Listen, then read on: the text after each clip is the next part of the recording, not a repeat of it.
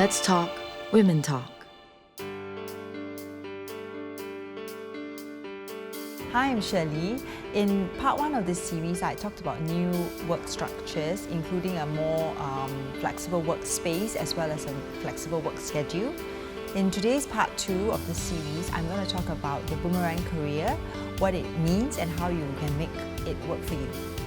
A boomerang career is literally like a boomerang. It's you throw it out and then it comes back in.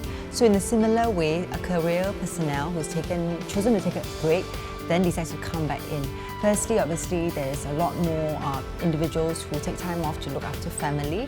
And also, I think increasingly you see people suffer from what we call burnout. So they say, I'm just going to take a short break, take a sabbatical of 1-2 years, and then I'll come back in to restart my career.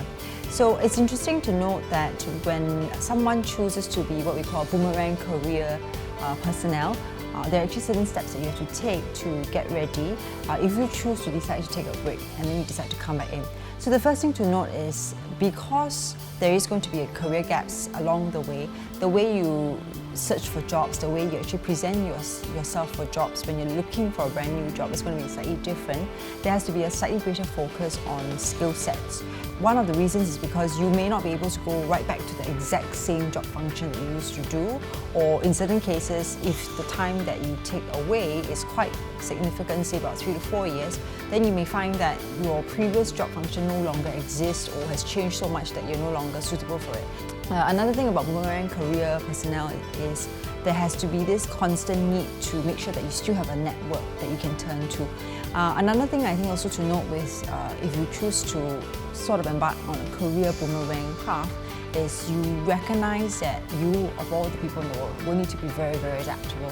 So being very adaptable allows you to have this flexibility to move back and forth, come in, go back out, come back in again. Now, on the other side of the coin, you have colleagues who have to work with so-called boomerang career personnel. So bear in mind that all of us are going to go through different life stage changes. So be open and supportive and give them time to kind of adjust back and sort of reintegrate back into the workplace. If you are a career boomerang person, not by choice, and during the period of time that you're out, it was very hard to have a network that you can tap back on when you want to come back in, then my advice is to really think through where are some of the possible avenues that you want to look for a job. You should be able to articulate to the person who wants to hire you why is it that you are worth them hiring. So maybe not just focus on the skill sets, but focus on your attitude, your desire to come back in. It does not matter what job you do, because attitude and the desire to serve and to be contributing to any kind of company